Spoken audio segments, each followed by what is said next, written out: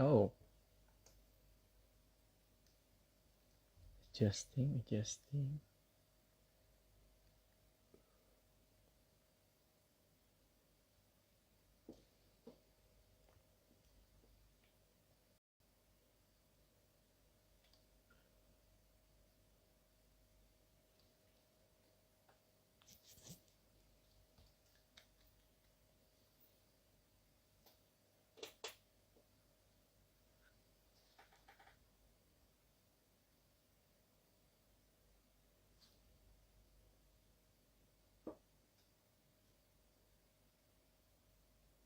Ya, selamat malam.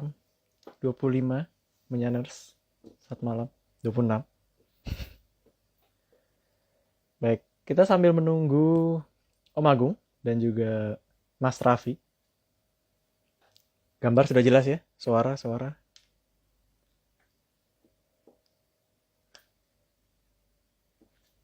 Ya, tinggal menunggu Om Agung dan Mas Raffi.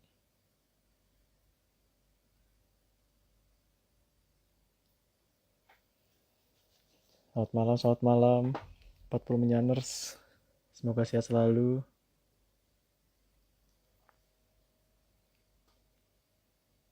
Monggo, rahayu. Wah, ada Mas Nogo tapak angin. Oke, Pak Subagio oke. Om Agung masih di jalan sepertinya.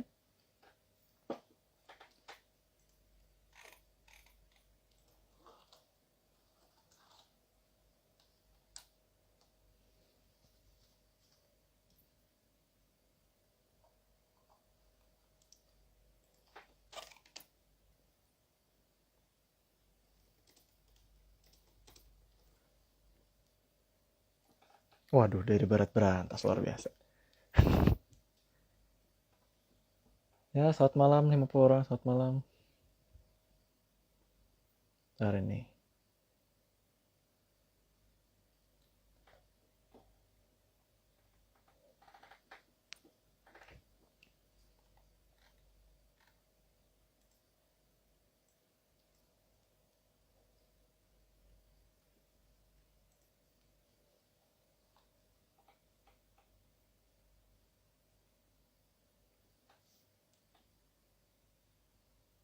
Salamnya Mas Raffi. Loh, kok tidak masuk Mas Raffi?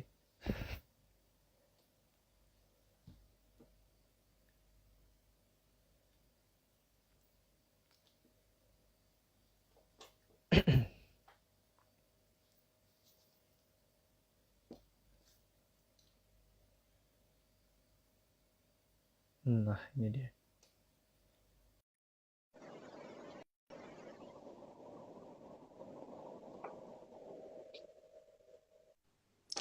Halo, Oke. halo. Halo Mas Raffi. Halo, Eskel. Salam kenal, Mas Eskel. Wah, salam kenal Mas Raffi. Ini pertama kali ya Iya, kita collab. Anjay. anjay. Gimana Anjay. kabarnya, Sampai Eskel? menunggu Om Agung. Ah, luar biasa. Kabarnya? Luar biasa, luar biasa. Mas Sehat Raffi ya? bagaimana? Masih Sehat di dong. Aussie? Dia sih masih lagi ngejamu nih. Oh ada jamu di sana. Buat sendiri dong, racik sendiri. Oh, buat sendiri. Oh, Om Agus sudah gabung, tinggal request Om. Gimana di sana COVID? Apakah fluktuatif juga Aman atau sih terkendali? seharusnya COVID di sini mah. Aman ya. Aman Di dong. sini naik demandnya, Oh iya, luar biasa. Sampai ini ditutup. kuncinya, Eskel. Eskel, jamu. Ya. Oh, jamu. Bentar, aku coba. Oh, ini Mas Agung. Invite untuk live. Oh, Halo, halo Wih, Bapak malam Agung. ya. aman, Agun. Popo. Lagi di jalan. Oh, lagi Sorry. di jalan. Tapi nggak apa-apa. Daripada Gak nggak apa-apa. jadi. Oh ya, jelas ya, Nah, Om. Apa aku Suaranya. jelas apa nggak? namanya? Semat, Bang Bayu. Jelas nggak suara saya?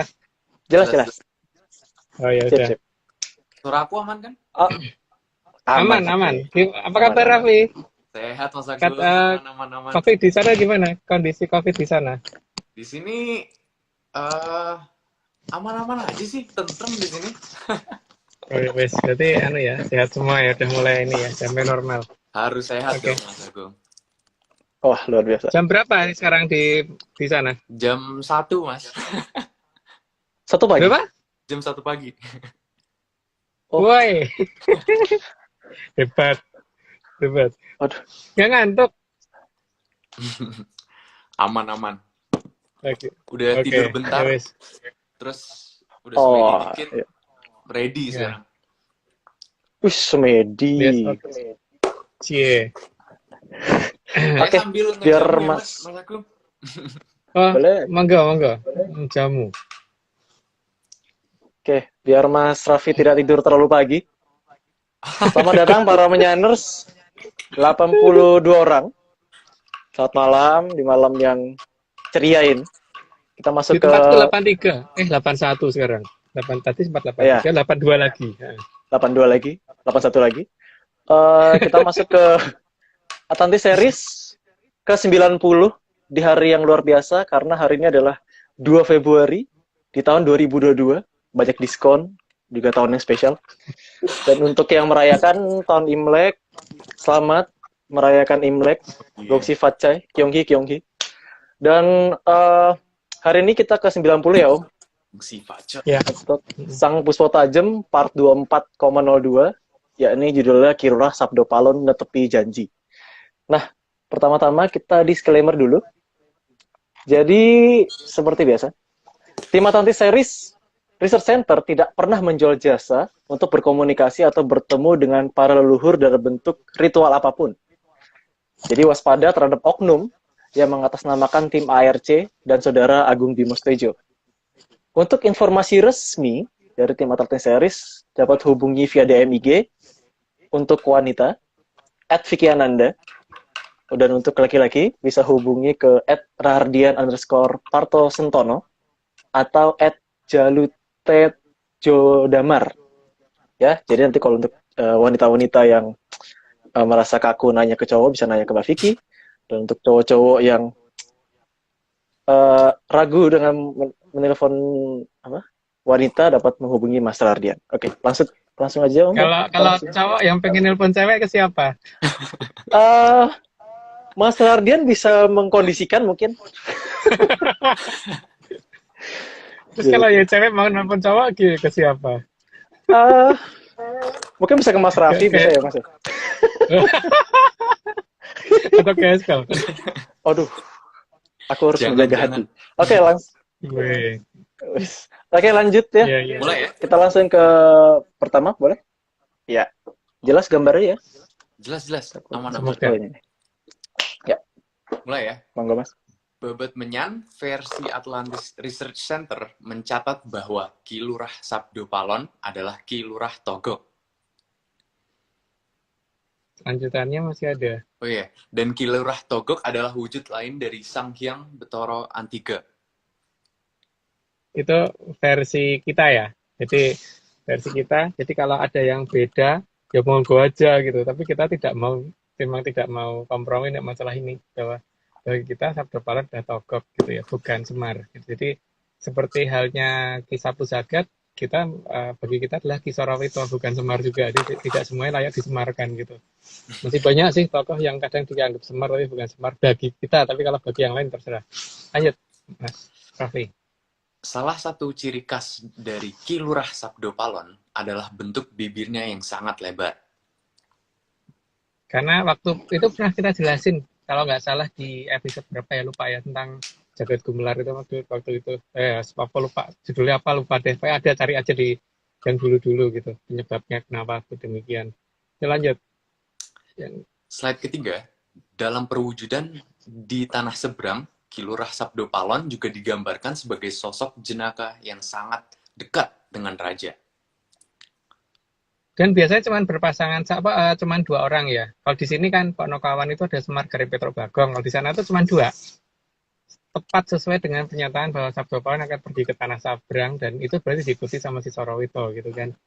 Dan berdua. Lanjut, Mas. Sosok beliau juga dianggap lucu dan sangat menghibur, terutama bagi anak-anak. Ya, kadang-kadang ya gitulah disebut apaan, monggo aja terserah yang menyebut, tapi kira-kiranya begitu kalau itu bagi kita gitu. Lanjut. Lanjut ya, slide kelima. Maka, sosok bermulut lebar ini biasanya ada di setiap arena taman hiburan, di mana banyak anak-anak yang senang mendatangi dan bermain di tempat tersebut. Karena wujud asli beliau kan di anak usia segitu ya, jadi ya karena itulah maka beliau masih senang menghibur orang yang masih menggunakan wujudnya dia. Itu versi kita lagi loh, tapi ya kalau versi lain itu monggo aja. Lanjut. Slide ke-6, anak-anak yang datang ke tempat tersebut di mana terdapat sosok perlambang perwujudan dari Ki Lurah Sabdo Palon akan seperti memiliki dunia sendiri yang penuh kebahagiaan, penuh tawa, dan serba menyenangkan. Ya, karena jarang karena mendekati tempat seperti itu pasti memang, dan bayangan anak-anak kecil itu kan mesti ada saya dunia tersendiri yang kadang-kadang orang dewasa nggak paham walaupun pernah mengalami masa itu gitu. Lanjut. Slide ke-7. Beliau juga digambarkan sebagai sosok yang dekat dengan benda yang melayang dan berwarna-warni. Ya, lanjut aja. Selain itu, beliau juga senang seperti membangun dunia sendiri yang sepertinya tidak kita kenal. Beliau juga senang bermain sesuatu yang berbentuk bola dan biasanya berjumlah minimal 3. Itu apa kadang bukan berupa bola, apa yang dilempar-lempar itu, kadang ya begitulah, pasti pada tahu lah. Lanjut aja. Meskipun sosok beliau itu terlihat lucu, tapi bukan berarti beliau tidak bisa marah. Ya, lanjut. Namun, kemunculan beliau lebih sering seperti mengundang atau mempersilahkan untuk mendekat, terutama bagi anak-anak. Ya. Minumnya udah, Raffi? Oh, aman, Mas. Enak banget, Mas, soalnya. Aman. Oh ya udah. Kalau masih mau minum dulu. Kalau udah lanjut. Oke. Sorry. Slide ke Ayo, 11. 11. Beliau juga Ya. lebih suka menggunakan pakaian yang berwarna merah dan putih. Itu bagi kita loh ya, versi kita loh ya. Jangan dilihat dari arah depannya ya. Jadi jangan disamakan sama apa yang dikenal oleh masyarakat luas ya. Kita punya gambaran sendiri. Lanjut. Wah, kayak kenal gambarnya. Lanjut ya. Kalau aku enggak tuh. Oh, Betul. Dalam penggambarannya, menunjukkan bahwa beliau akan muncul di saat musim dingin dan bersalju. Itu penggambaran itu sangat jelas banget, warnanya merah putih, terus kemudian diikuti sama satu orang tukang bawa karung gitu biasanya. Ayo lanjut. Dalam penggambaran di tanah seberang, beliau akan datang dan menaiki kereta yang ditarik oleh beberapa ekor rusa, dan rusanya adalah rusa-rusa kecil. Jadi bukan elk ya, bukan rusa besar, rusa yang kecil-kecil. Dan rusa-rusa model kayak gitu tuh ada banyak loh di kebun raya Bogor, di Istana Bogor maksudnya. Lanjut. Kemunculan beliau akan terjadi pada saat dunia mengalami kegelapan. Ya, karena penggambarannya biasanya pas pada saat gelap. Cuman itu versi kita lagi. Kalau versi yang lain monggo aja. Lanjut. Kedatangan beliau akan membawa kebahagiaan, karena membawa banyak hadiah bagi yang beliau anggap layak menerimanya. Ya, tapi itu bagi kita loh ya. Kita, kalau yang lain monggo aja. Lanjut.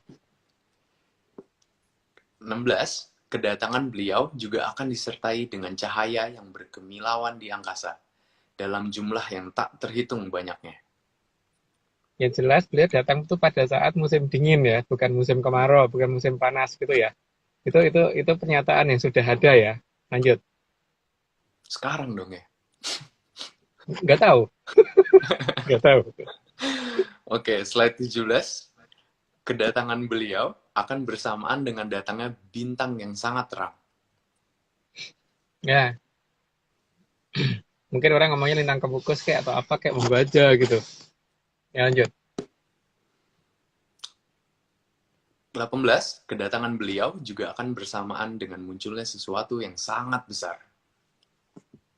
Ya, kalau orang ngomongnya lintang fosfo tajam gitu kan. Kalau kalau yang saya dulu ngomongnya begitu, lintang fosfo tajam yang bentuknya kayak mawar merah yang mekar gitu katanya. Lanjut.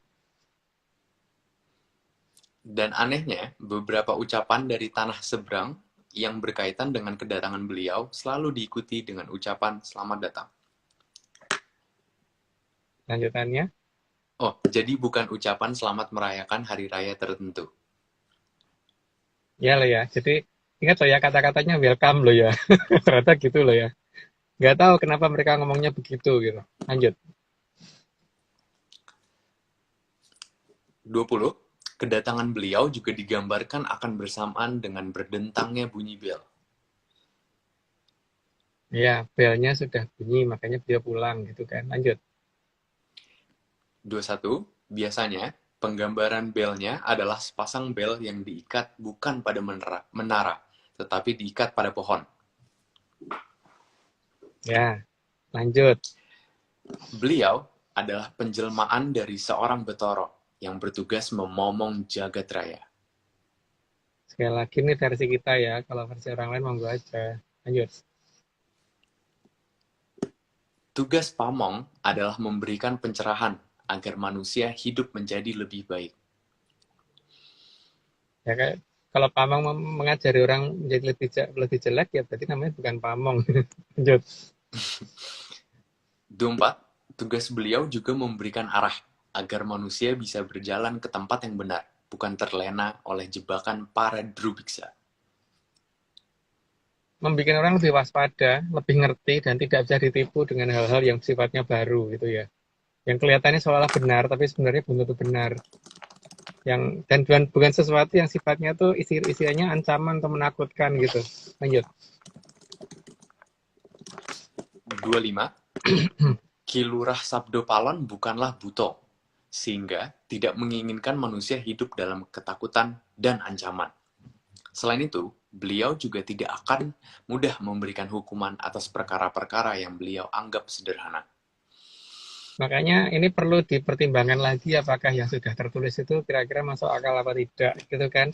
Karena banyak hal di Jawa kuno itu yang kayaknya berbeda dengan yang kita tahu. Tapi yang mbak tahu yang benar yang mana gitu kan. Banyak orang mungkin nganggap yang benar yang sudah mereka ketahui, tapi bagi kita yang benar ya yang versi kita gitu. Lanjut. Segala jenis bencana yang terjadi bukanlah beliau yang membuat dan melakukannya, tapi karena ulah manusia sendiri. Manusia yang selama di zaman yang aneh ini menganggap alam itu tidak bisa dikendalikan karena hilangnya ajaran lama. Ya, Pak, sekarang ini banyak orang yang ngomong alam nggak bisa dikendalikan, tapi kenyataannya kan, dong pawang hujan aja ada kok, ya kan? Dan itu nggak cuma di negara kita kan, di luar negeri juga ada pawang hujan. Artinya apa? Yang nggak bisa itu, ya ngomong aja kalau memang nggak nyampe gitu ya. Orang gaduh. Tata cara baru itu nggak gaduh gitu loh, yang ini. Karena gaduh ngomong sih nggak gaduh gitu. Tapi kan kalau kalau gaduh ya silahkan gitu. Tapi jangan ngomong nggak bisa dikendalikan gitu ya. Makasih. Lanjut. 27, justru beliau sangat ingin agar manusia bisa kembali menata alam dan tidak kalah oleh kekuatan alam yang merusak. Caranya adalah dengan menggunakan ajaran lama yang saat ini sudah dianggap punah. Untungnya sebenarnya tidak punah ya, cuman dianggap punah gitu. Lanjut. Beliau akan datang kembali dengan mengembalikan ajaran lama agar alam bisa terkendali, sehingga Arcapada menjadi tempat hidup yang layak bagi manusia. Jadi tidak perlu takut dan tidak perlu ngeri lah, gitu ya.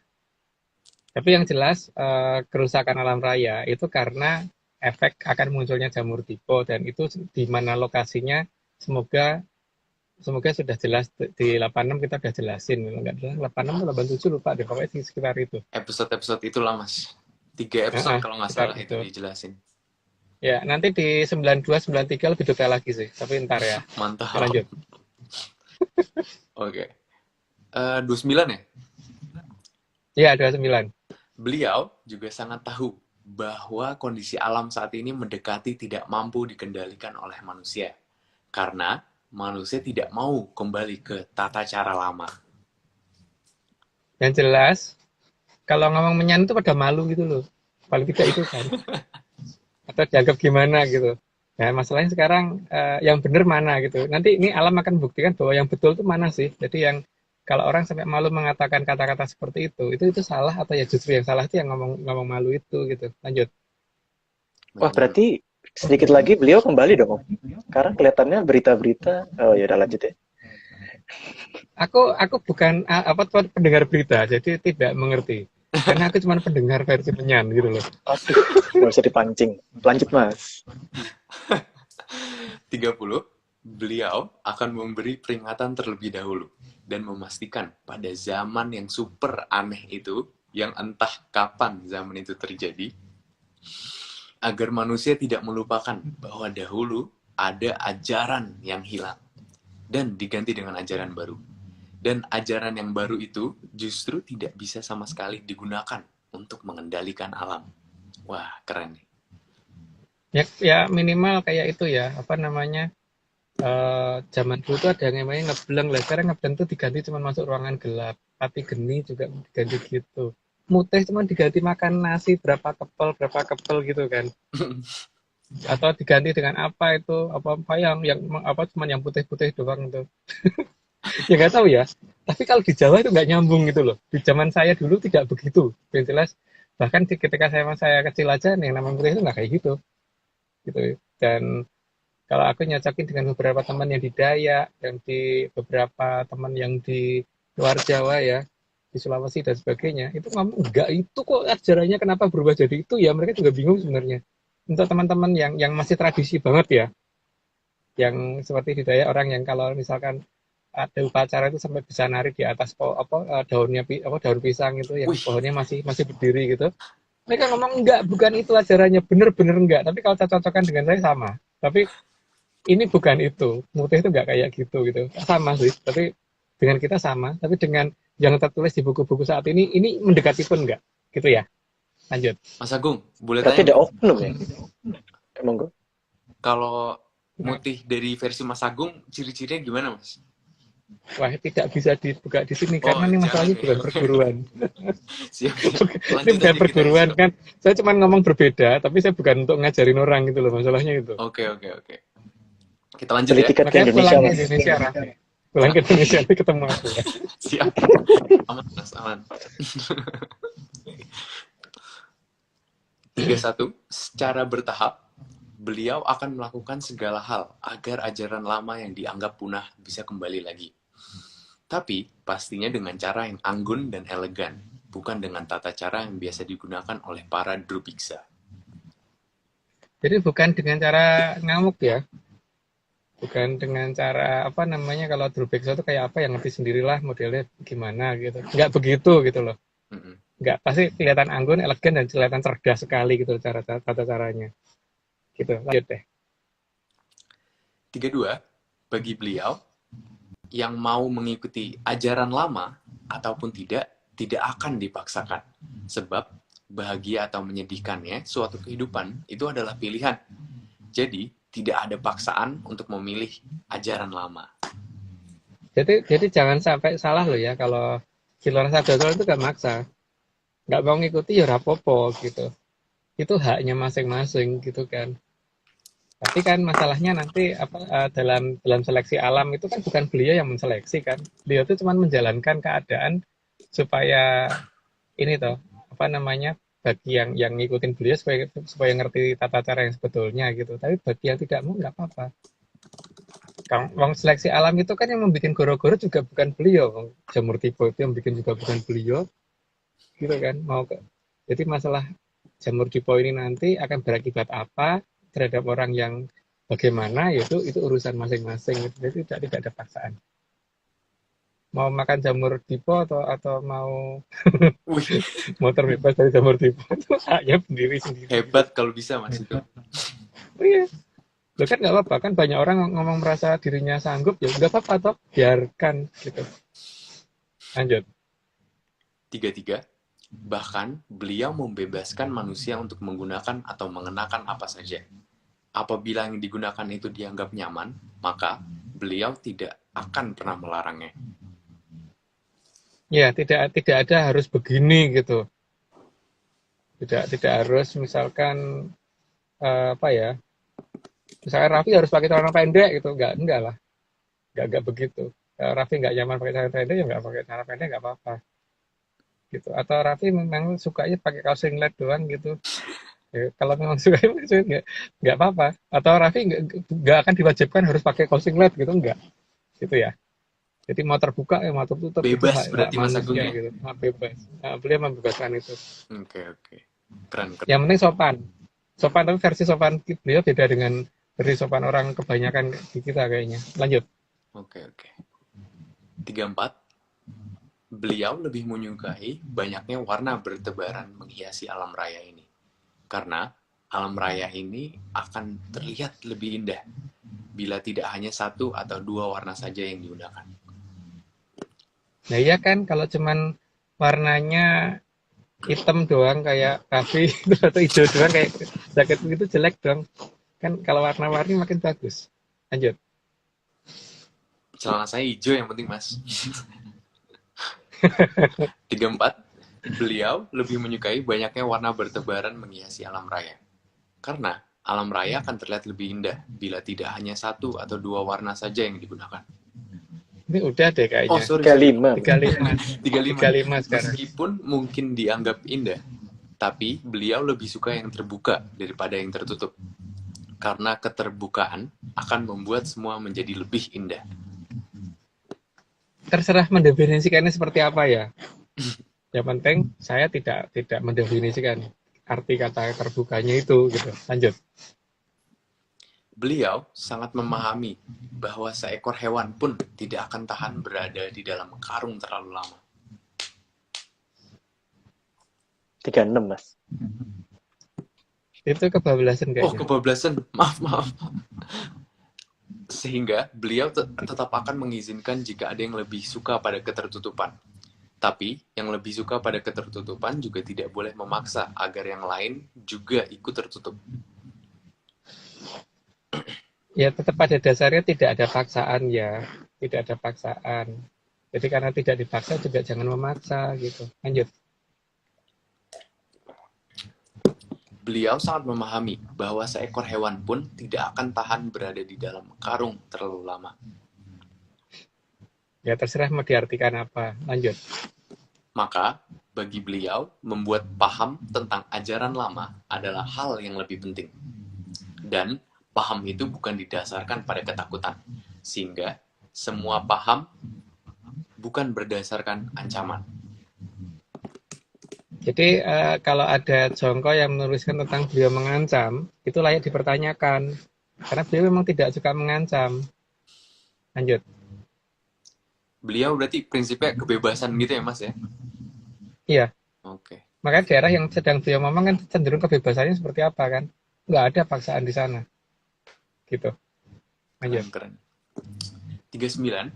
Sehingga semua jenis hambatan dan ruwetnya komunikasi antar manusia akan bisa diatasi. Dan semua hal tersebut bukan berdasarkan paksaan atau keinginan untuk menguasai secara berlebihan. Yang penting itu tadi ya, tidak memaksa. Lanjut. Oke. 40.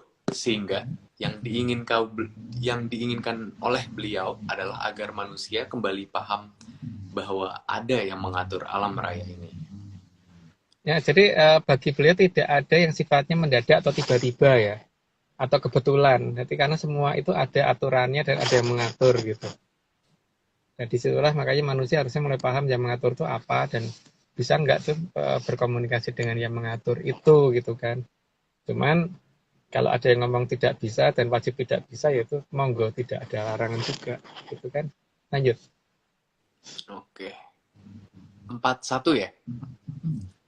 Ya. Beliau sangat menginginkan agar manusia tidak kehilangan komunikasi dengan yang mengatur alam raya. Jadi, tercipta kondisi benar-benar paham dan bukan hanya merasa sok kenal dengan yang mengatur alam. itu terbukti harusnya dengan kondisi seperti ini ya. Kalau misalkan ada sesuatu gerakan yang aneh di alam, maka manusia tuh dengan sendiri akan tahu, oh ini ngatasinya begini gitu loh.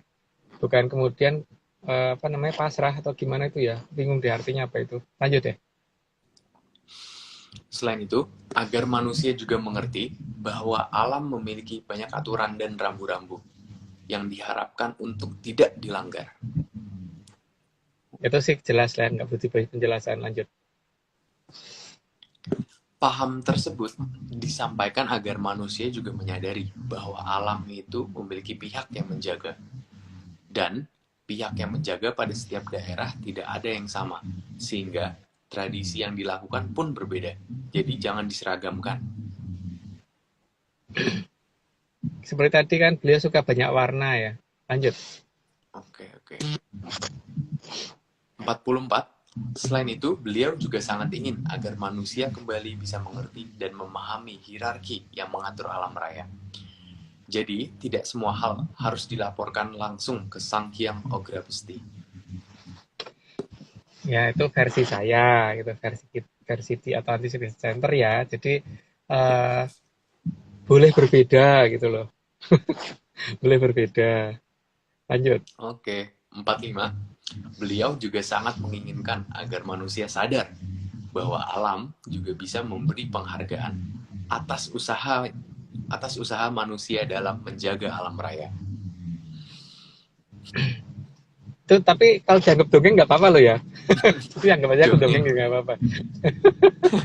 Lanjut. 46. Meskipun kadang harus ada keseragaman, namun bagi beliau, perbedaan adalah hal yang harus dijaga. Jadi, semua sangat tergantung kepada tempat dan waktunya. Ya, karena minimal waktu aja tidak kembar kok. Satu bumi ini waktunya aja nggak kembar. Contohnya kalau sekarang di tempatku ini lagi jam 9.32, di tempatnya Raffi itu jam berapa? Beda toh? Jam 1.32. Nah, ya. 4 jam. Itu artinya memang waktu yang serentak aja, waktunya serentak aja. Itu berbeda, apalagi kemudian tradisi yang terjadi ya pasti akan berbeda gitu kan. Jadi memang tidak boleh tidak diseragamkan. Kalau diseragamkan bingung kali, kalau di sini jam berapa kok gelap, di sana jam berapa kok terang gitu kan. Ya enggak? Lanjut. 47. Bahkan di tempat yang sama pun juga harus ada perbedaan di waktu yang berbeda. Jadi tidak harus selalu sama terus di setiap situasi. Ya, sudah terlanjur dijelasin tadi. Lanjut. Oke. 48. Bagi beliau, tumpukan buku yang dikatakan oleh manusia adalah baik, sekalipun jika tidak bersifat universal. Maka, alangkah tetap lebih baik jika tidak digunakan. karena banyak ajaran baru yang ini ya, di tradisi Jawa, yang plus nggak nyambung gitu loh. Plus nggak nyambung. Kalau nggak percaya silakan deh dibaca dan dipelajari terus diterapkan. Ini nggak bisa. Bukan itu soalnya. Lanjut. Oke. 49. Karena bagi beliau yang sangat diinginkan adalah titik kesadaran manusia atas alam raya. Bukan kesadaran pada literatur, apalagi jika literatur tersebut buatan manusia. Terutama sejarah ini. Yang paling utama terutama sejarah. Karena sejarah ini harusnya dibuka bukan berdasarkan literatur, apalagi literatur dari bangsa yang pernah menjajah. Gitu kan. Jadi layak dipertanyakan apakah itu benar apa tidak gitu. Itu harus dipertanyakan, Mas Agung. Layak mempertanyakan sekali tentang sejarah negara kita ini. Betul nggak sih gitu? Ya kan? Lanjut. 50. Pada saatnya nanti, beliau lebih menginginkan agar dasar dari segalanya adalah kemampuan membaca alam, bukan kemampuan membaca buku. Ya, itu yang jelas ditunjukkan. Makanya bagaimana memahami sastra jendro itu kan harus dimengerti dengan benar-benar di situ. Tapi ya itu memang tidak mudah. Karena memang ada beberapa patokan yang saat ini sudah dirubah gitu kan. Ya tadi itu namanya muteh kok diganti makan pakai nasi. Lanjut. 51. Bagi beliau, pada alam juga terdapat tulisan yang harus kita baca, yang dinamakan sastra jendra.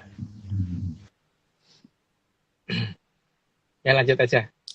52, membaca tulisan alam memang tidak mudah, tapi manusia harus bisa kembali melakukannya. Ya seperti orang waktu pertama kali latihan membaca ABCD pertama kali kan juga susah banget kan.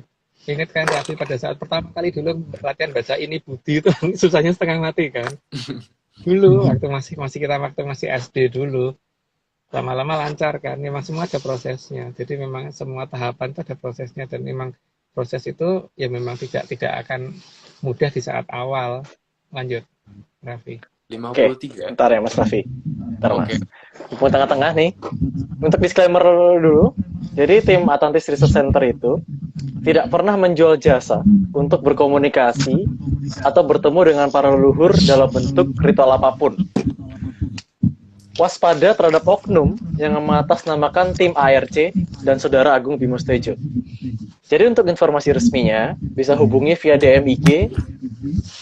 Untuk wanita bisa bertanya ke @VickyAnanda, K-nya 2. Untuk yang pria bisa bertanya ke @rahardian_partosentono atau @jalutetjodamar.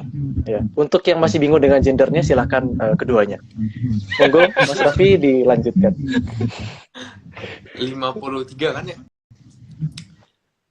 Oke. Iya. Dalam Ya. babat minyan dikenal kata kauruh yang artinya tekane ora weruh atau datangnya tidak diketahui karena mendadak, tahu-tahu bisa mengerti. Oh, Tapi ini juga ini ya, ada dasarnya dulu. Jadi misalkan seperti pesawat terbang itu hanya bisa mendarat kalau landasannya sudah terbentuk gitu kan.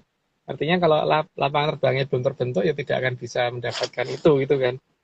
Jadi di situ nanti akan lebih jelas nanti setelah 91 mungkin nanti ada penjelasan sedikit tentang masalah itu ya. Jadi apa sih ciri-cirinya yang benar-benar tahu dan tidak gitu.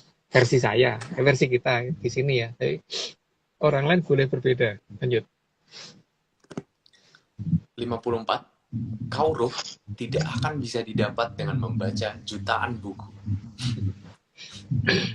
Karena sesuatu yang tidak tertulis di buku dan pasti nggak ada karena bukan dari Pustaka Raja Purwo yang versi kita gitu kan, versi kita loh ya. Kalau versi luar ya monggo aja gitu. Tapi kan artinya bagaimana membaca tanda-tanda alam itu tidak akan dijelaskan di situ. Berarti kalau mempelajari itu yakin deh kalau bisa ketemu hebat. Karena kayaknya nggak ada. Lanjut. Oke. Dan ingat ya, tidak ada level-levelan loh ya. Tidak ada misalkan ini harus level 1, level 2, level 3, ini harus mempelajari ini, enggak. Semuanya itu cuma satu level dan kemudian asal memang tata caranya benar. Tapi kalau ketika tata caranya beda, ya pasti kemudian tiba-tiba menjadi aneh dan kemudian menjadi sesuatu yang seolah tidak terjangkau gitu. Ya seperti belajar biologi mau ngadepin ujian fisika gitu kan. Ya nyambung. Jadi seperti apapun, mau pakai bab 1, bab 2, bab 3, bab 4-nya biologi untuk mengerjakan fisika tetap nggak bisa. Karena bukan jenisnya yang dipelajarin. Dan itu sekarang terjadi di tradisi versi kita. Versi saya. Jadi banyak oknum ajaran loh. Aku nggak tahu oknum atau enggak itu. Karena mungkin justru aku yang oknum bisa aja kan. Karena Oh iya juga. masalahnya kan berbeda. Memang kita beda dengan yang lain gitu. Jadi soal yang lain itu yang benar atau malah kita yang benar itu nggak tahu. Tapi efek yang bisa dilihat adalah bagaimana membaca alam raya ini yang bisa siapa gitu aja tuh nantinya. Itu yang benar gitu aja. Lanjut. Oke. Lanjut. 55. Karena kauruh lebih dekat kepada rasa. Membaca buku tidak akan bisa membangkitkan rasa. Bahkan justru akan menjauhkan dari kauruh. Akan makin jauh ya. Yakin makin jauh. Makanya coba deh dipelajari kalau yang ada, yang misalkan udah dapat buku apa gitu tentang tradisi Jawa kuno itu dipelajari itu kan nggak bisa. Karena memang bukan itu. Nah, kalau memang bisa ya berarti saya yang salah. Tapi kalau tidak bisa ya berarti aku bener kan memang. Oh yang aku ketika cocok-cocokan dengan teman-teman yang dari beberapa orang masyarakat tradisional lama itu seperti dari suku Kalang, dari ya tadi saya ceritakan tempat-tempat tadi, jelas nggak nyambung. Mereka ngomong tidak ada mendekatinya sama sekali. Lanjut. Oke. 56 itu karena alam memiliki caranya tersendiri dalam memberitahukan apa yang alam inginkan dari manusia. Makanya kita harus bisa membacanya juga.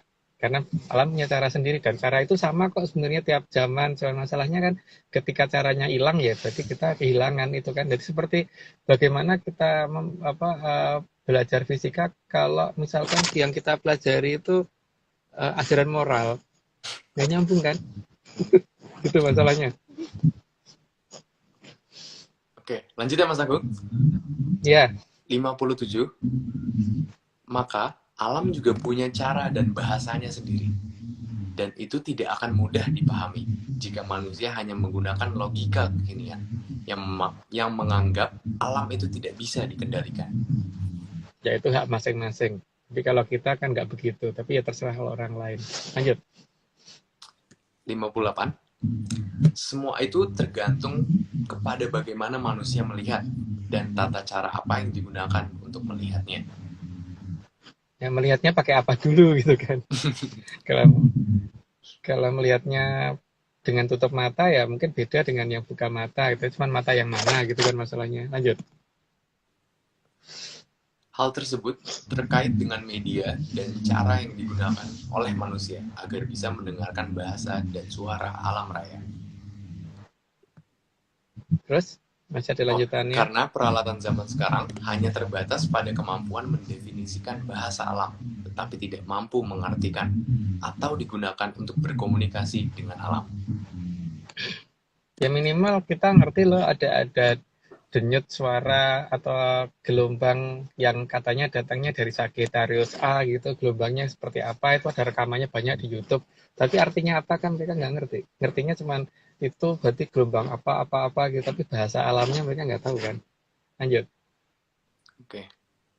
Yang terpenting adalah berapa mata yang kita gunakan untuk mampu melihat alam raya. Ya lanjut.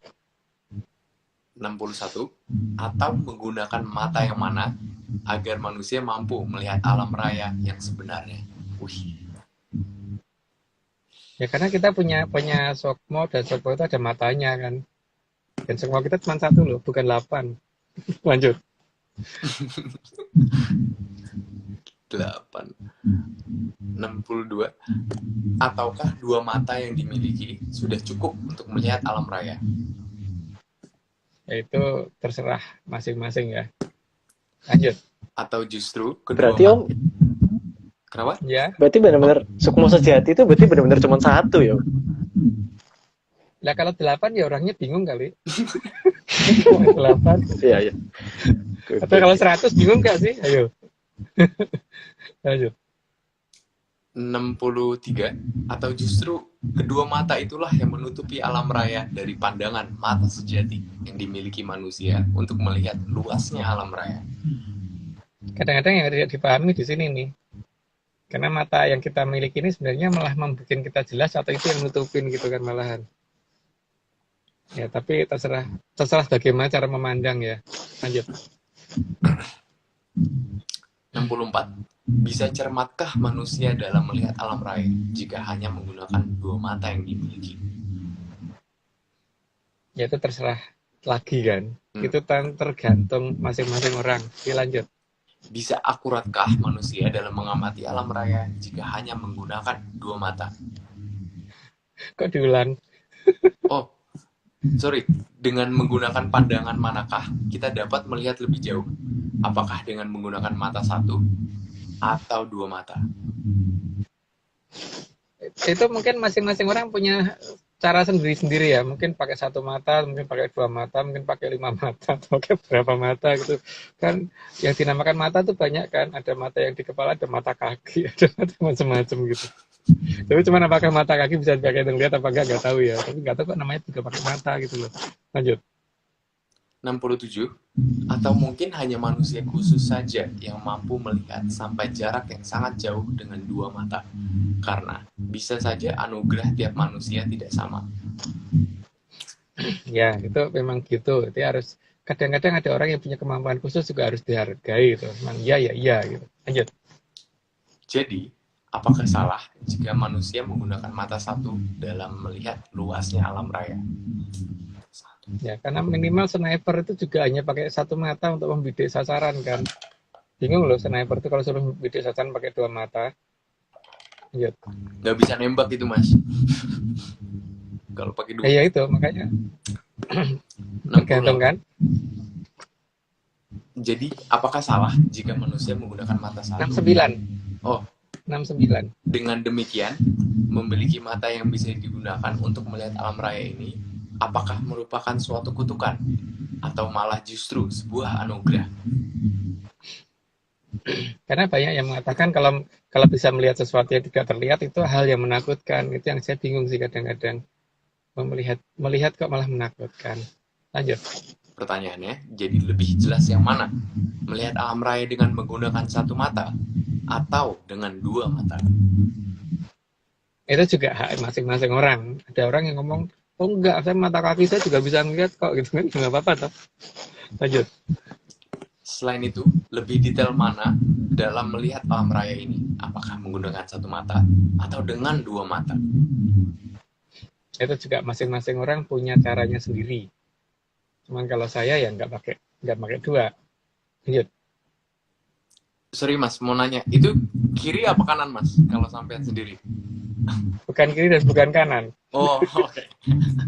Bukan kiri dan bukan kanan. Karena bukan di itu. Justru ini kalau bagi aku ini yang nutupin alam raya. Lanjut. Oh. Wah, oke. 72 kan ya? 72. Maka Ya, untuk 72. memperjelasnya, pakem ajaran yang digunakan di Jawa adalah melalui wayang kulit. Tapi wayang kulit yang masih pakem ya. Kalau yang udah nggak pakem saya nggak ngerti soalnya. Lanjut. Oke. Dalam wayang kulit di Jawa, baik satrio maupun dewa, juga para betara-betari sudah sangat jelas digambarkan bermata satu. Coba ya dilihat mulai dari Werkudara itu matanya kan satu kan. Kalau dikatakan matanya dua, coba deh wayangnya dibalik. Apakah itu tembus nggak? Kalau tembus kan berarti matanya satu. Kalau ini kan nggak tembus ya. Itu kan nggak kan. Coba itu Puntadewa, terus Nakula, Sadewa, terus Arjuna, terus Prabu Bathara Kresna, terus ada Semar Gareng Petruk Bagong. Tapi ya nggak tahu ya kalau ada orang berasumsi lain.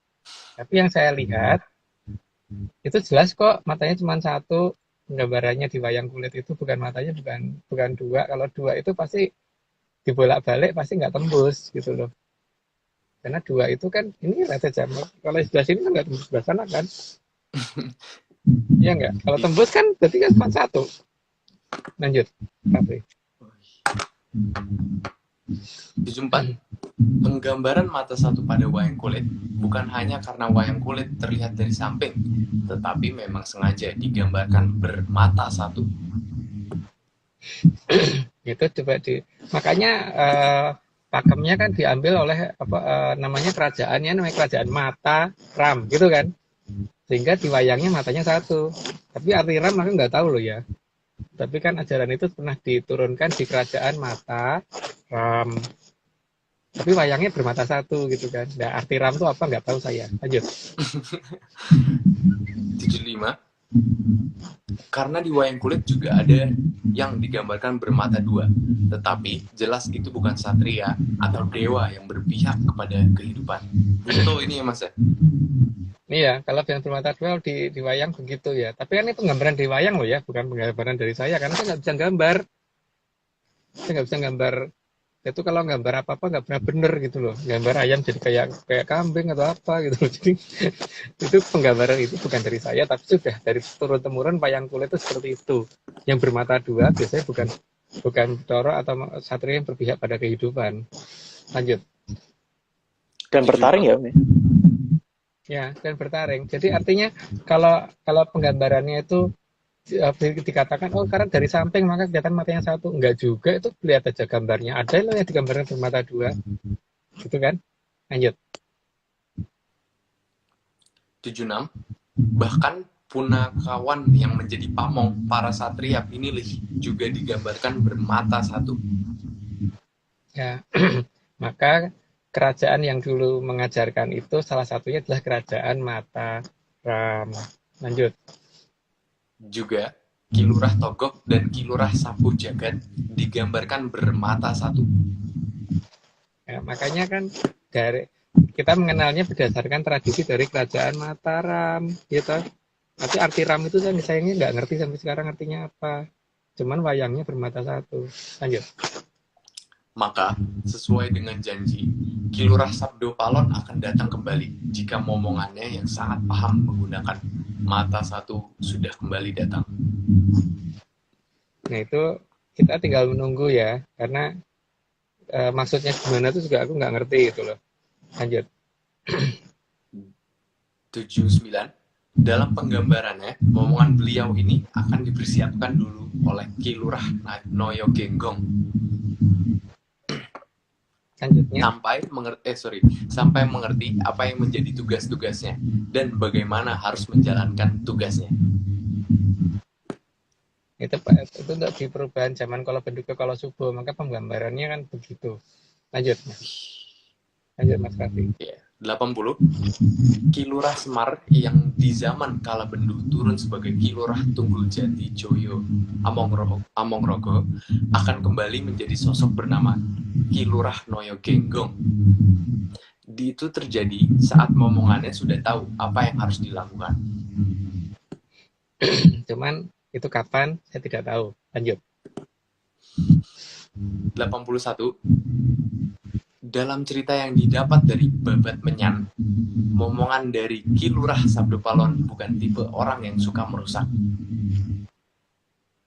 Yang jelas dikatakannya kan menang tanpa ngasorake ya. Kalau menang tanpa ngasorake itu berarti tidak dengan cara menghancurkan dan sebagainya, tapi justru sebaliknya. Dan ini seharusnya kan sesuai dengan aturan kembalinya munculnya jamur dipo gitu kan. Lanjut. Karena 82, karena Kilurah Sabdo Palon juga bukan dewa perusak, tapi dewa yang sangat menginginkan agar manusia bisa tertawa dan bahagia. Itu yang harus dipahami ya. Jadi ketika ada yang menyatakan bahwa Sabdo Palon itu jahat, Kilurah Sabdo Palon itu jahat, ya mungkin layak dipertanyakan itu literaturnya dari mana gitu. Lanjut. Maka, wujud yang sering beliau pakai bukanlah wujud yang menakutkan bagi anak kecil, tapi justru wujud yang digemari oleh anak kecil. Ini kita ulang lagi supaya ngeh ya, karena ada banyak yang mengatakan Sabdo Palon itu jahat, gitu lah. Lanjut. 84. Maka, dalam penggambarannya, Kilurah Sabdo Palon tidak pernah membawa senjata berbahaya di tangannya. Jadi, tidak membawa senjata tajam. Tidak. Bahkan tidak bawa granat, tidak bawa bedil, tidak membawa bom, tidak membawa apa loh ya. Lihat penggambarannya seperti itu ya. Tidak membawa benda-benda berbahaya. Lihat deh di pewayangannya, tidak membawa benda berbahaya. Cuman yang digambarkan di wayang itu kan karena beliau itu dikatakan sebagai seorang petani, maka yang ada alat-alat petani dan parang itu bukan untuk bunuh orang, tapi untuk babat tanaman. Karena memang petani, lihat aja deh, petani itu kalau kita ngelihat misalkan di orang Badui atau di orang itu kan pasti kemana-mana bawa parang, tapi parangnya bukan dipakai untuk bunuh orang, itu kan untuk bertani, gitu ya. Bedanya itu ya. Lanjut. 85. Beliau juga sangat berpihak pada kehidupan. Maka, dalam serat jangka sampai dituliskan bahwa semua parang dan parung agar diganti dengan ulek-ulek dan peralatan masak ketika zaman kala sudah tiba. Itu ada loh dalam serat kuno ada. Pernyataan-pernyataan seperti itu ada. Lanjut. 86. Beliau juga akan mengajarkan kepada momongannya agar maju sendiri, bukan memanfaatkan orang lain yang dipaksa maju perang saat arena sudah digelar. Karena ini arena sebentar lagi sudah akan digelar kan. Sebentar lagi versi beliau ya, bukan versi saya ya. Jadi ketika jamur dipo udah di ini, maka kan nanti harusnya dari lengkaing jamur dipo itu keluarnya sang itu. Lanjut deh. 87 dalam serat Jongko sudah dijelaskan juga bahwa momongan Ki Lurah Sabdo Palon akan maju sendiri tanpa wadya bala karena tidak akan mau mengorbankan orang lain. Karena memang tidak akan ada yang sanggup bagaimana mengatasi jamur tiba dan gimana caranya tidak akan ada yang tahu kan. Cuman dia yang tahu gitu. Jadi kalau ada yang merasa tahu ya monggo silahkan maju dulu nanti ketika itu terjadi. Gitu ya. Jadi saya sudah ngomong bahwa jamur tipe akan keluar dari daerah yang namanya Ukoro jelek. Gitu. Lanjut. 88 dan saat perang pun akan berusaha membuat agar pihak lawan tidak merasa malu atau dalam bahasa yang ada dalam serat Jongko adalah menang tanpa ngasok rake. Tidak mempermalukan. Ya mungkin tidak mempermalukan karena memang ini ya akhirnya mereka harus sadar bahwa yang mereka lakukan salah. Gitu kan, atau memang karena pihak lawan sudah kebabat oleh dirinya sendiri gitu loh, sehingga memang tanpa mengasorake karena ya lawannya sudah habis sama dirinya sendiri, sama senjatanya sendiri gitu ya, bukan beliau yang menghabisi lawan gitu. Lanjut. Oke. 89 jadi kalaupun menang, cara menangnya dengan cara yang belum pernah diketahui oleh semua orang. Momongan Ki Lurah Sabdo Palon akan menang secara elegan dan tidak mempermalukan pihak lawan. Bahkan pihak lawan akan bangga meskipun sudah kalah. Jadi itu akan ada kejadian yang seperti itu ya. Lebih orang bangga ketika dikalahkan malahan oleh beliau itu. Tapi itu saat ini hanya ada dalam serat Jongko kuno gitu kan. Tapi kita lihat aja kenyataannya nanti seperti apa. Lanjut, Raffi. 90 dijelaskan dalam serat Jongko bahwa kemunculan akan disertai kewibawaan dengan membawa kekuatan alam yang sangat besar dan tidak terduga-duga oleh semua orang. Mungkin nanti dilihat aja deh, karena bahkan di Ronggo Warsito pun sudah menyatakan itu kan, dan di serat Jaya-Jawa juga seperti itu, di serat Kuning juga, serat apa itu namanya, selebaran Rojo Kuning dan sebagainya ada itu yang seperti itu. Lanjut dulu aja. 91. Jadi kedatangannya itu Om bersamaan dengan Sang Mawar Merah berarti Om ya? Ya, dapat dikatakan seperti itu. Oh, oke. Monggo lanjut. Meskipun diikuti Gatot Koco Mayuto Yuto, tetapi tetap maju ijen tanpa wadya bala. Wih. Jadi itu cuma ngikutin, tapi tidak maju ya. Jadi itu pun hanya diizinkan pada jarak sekian ratus kilometer ya, bukan puluh kilo ya, ratus kilo di belakangnya, nggak boleh mendekat. Karena wibawa beliau miliki itu berbahaya dalam jarak segitu kalau ini, jadi harus menyingkir agak jauh.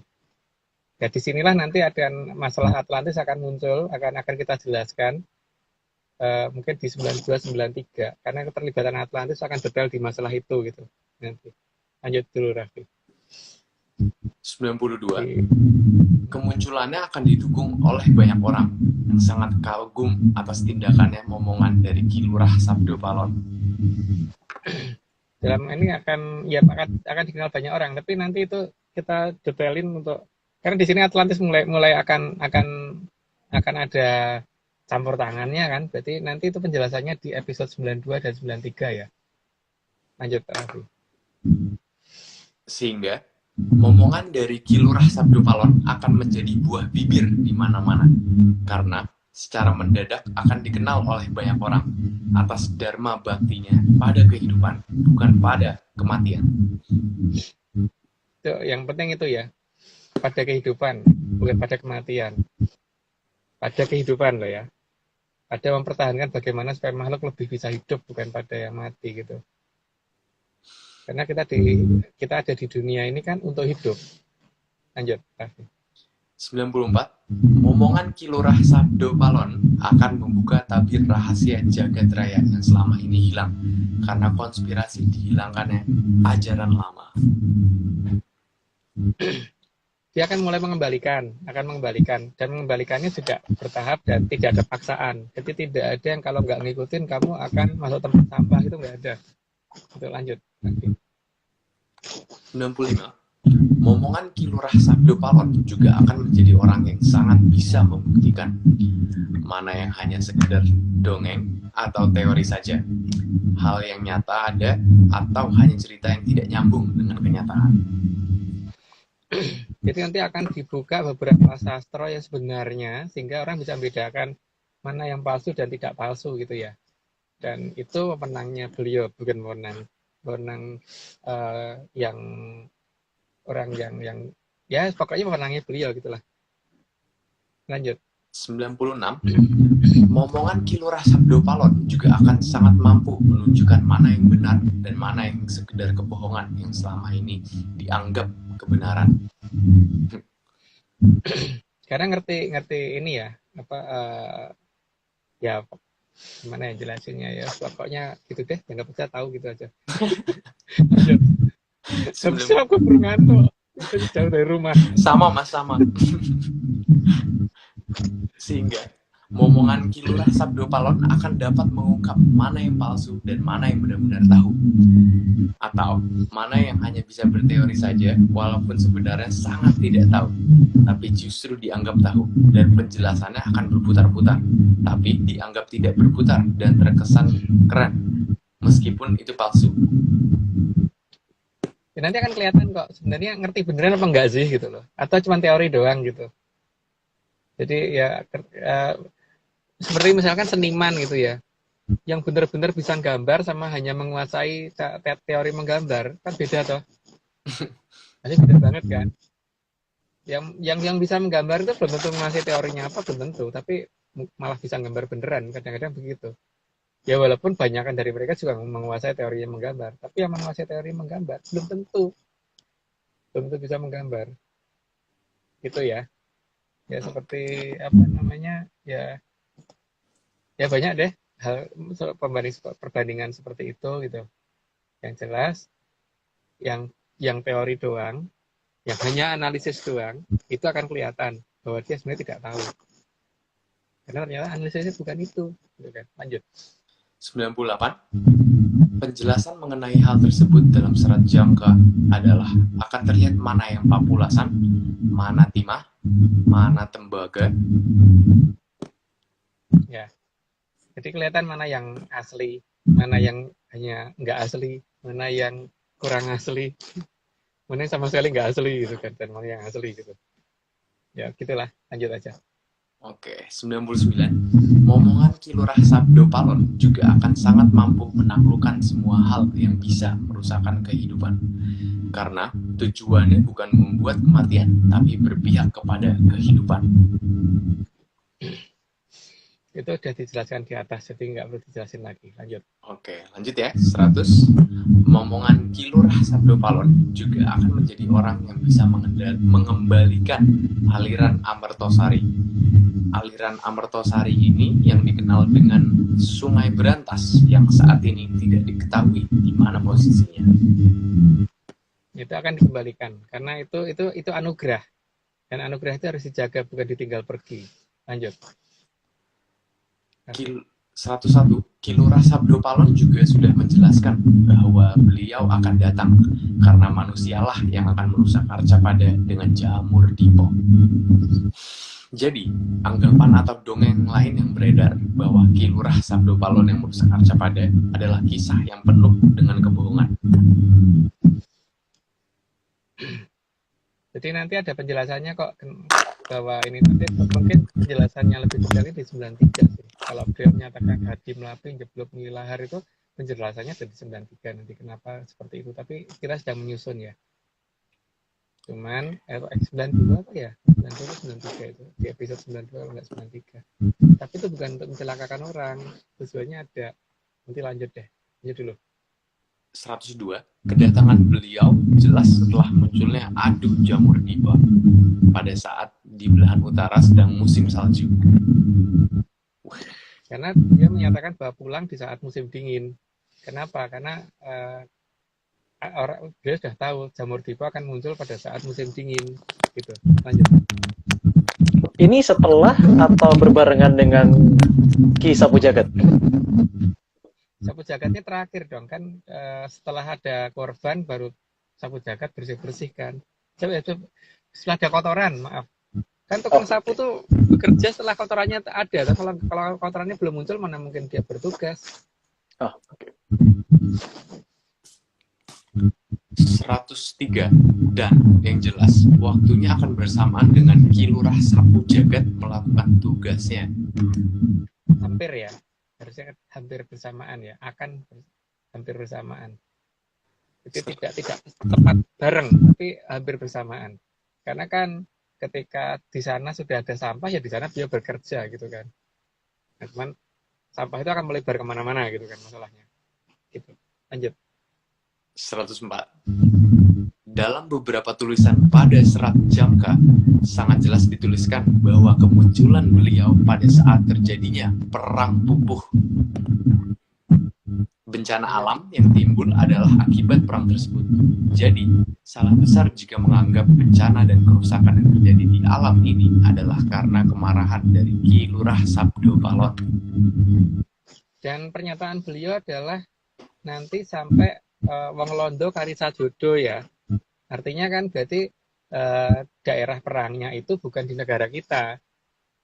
Ya. Bukan di negara kita, tapi wong londo kari sajodo itu kan berarti di daerah tanah Murup itu kan. Dan yang nyebut Murup tuh mereka sendiri loh, bukan kita loh. Lanjut.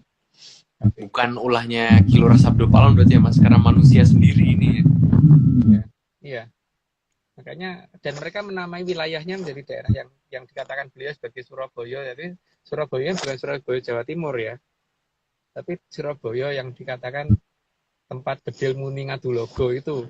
Jadi yang dikatakan tanah Murup, mereka nyebutnya Europe atau Murup atau apa gitu loh. Kalau kita nyebutnya kan lain, tapi mereka dengan bangganya menyatakan namanya itu gitu loh. Lanjut. 105, ini terakhir ya? Oke.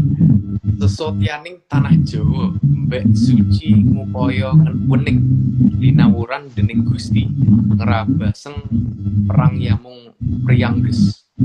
Tetungguling priyong. Salah tulis nih kayaknya. Saya tulis ya, Priyonggo. Tetungguling mung langgeng eling parandene kang samya mungsuh kabarubuh. Durhaka tetumpesan tan lami kadya atising samirana kang arsa mangsulaken kamulyaning tribun. Ya, jadi bukan ya, jadi sosial yang tayang Jawa mbak suci ngupaya wening jadi maksudnya itu permata. Jadi ini tidak perlu saya jelaskan. Tapi ini ada loh dalam serat kuno yang versi kita. Jadi kalau versi yang lain saya nggak tahu. Ini di versi kita. Gitu. Jadi mungkin nanti akan detail penjelasannya lebih lengkap. Karena berarti termasuk alasan keberadaan Atlantis dan Lemuria itu kenapa bukan di Laut Jawa, bukan di Samudra Atlantik dan bukan di Samudra Hindia, termasuk penjelasan di situ ada di episode 92 dan 93. Tapi kan besok masih 91 ya. Gitu. Masih 91 ya. Oke. Oke, seperti biasa. Terakhir. Yang paling penting itu yang paling atas. Dahulu kan tepeng tanah Jawa lon-lonan saya suwes saya andodro gitu kan. Karena memang jamur diponya kan bukan di sini, tapi dari sana. Jadi menyampainya ke sini itu pelan-pelan gitu kan. Gitu ya. Oke. Penjelasannya berarti 9293. Iya. Jadi untuk 91 kan kita masih harus mengungkap perlahan dulu tentang, kan ada yang ngomong Sirno ilang kertaning bumi, makanya mungkin kita akan ngomong ora Sirno kertaning bumi ora ilang gitu. Jadi ngomong begitu tuh, ternyata enggak kok. Memang itu bukan Sandro Sengkolo kok. Jadi ora Sirno kertaning bumi ora ilang. Oke. Itu masih Sang Puspo Tajam atau beda lagi? Masih. Oke. Baik. Terakhir ya, disclaimer terakhir ya. Maaf ya, aku ngulang-ulang. Jadi tim Atlantis Research Center tidak pernah menjual jasa untuk berkomunikasi atau bertemu dengan para leluhur dalam bentuk ritual apapun. Jadi waspada terhadap oknum yang mengatasnamakan tim Atlantis Research Center dan Saudara Agung Dimas Tejo. Untuk informasi resmi, dapat hubungi via DM IG. Untuk wanita bisa bertanya ke @vikiananda. Untuk laki-laki bisa bertanya ke @rahardian_Partosentono atau Jalutet Jodamar. Untuk yang masih bingung dengan kelaminnya bisa dua-duanya.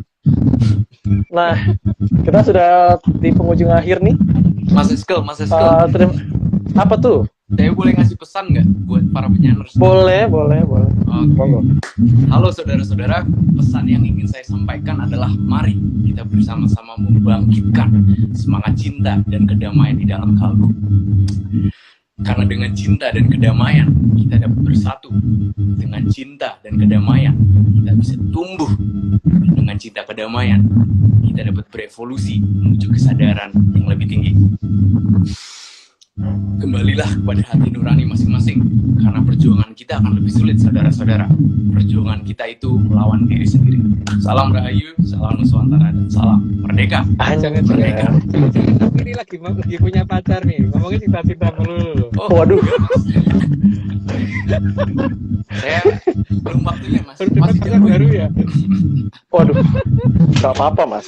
Buat Gak usah happy. saya pikirin itu, ntar datang sendiri kok. Wah. Baik, terima kasih. Berjuta-juta terima kasih untuk Bapak Agung, untuk Romo Raffi juga terima kasih dari Australia. Nah, terima kasih juga untuk slide-nya dari Mas Toga Tapakangin, terima kasih. Untuk di chat teksnya Mas Novian, terima kasih. Dan juga untuk Bos Marius, terima kasih juga untuk Bos Marius. Untuk Pak Iwan juga terima kasih. Aryo, Mbak Vicky, Mas Rafdian, dan semuanya. Sehat selalu, karena COVID lagi meningkat-meningkatnya. Tetap jaga kesehatan dan sampai jumpa. Sampai bertemu minggu depan. Untuk Bu Rusti, Mbak Deno, dan yang lain-lain. Oh iya, untuk Bu Rusti, Mbak Deno, dan semuanya. Mas Dani Argi juga terima kasih, karyanya luar biasa. Tuh.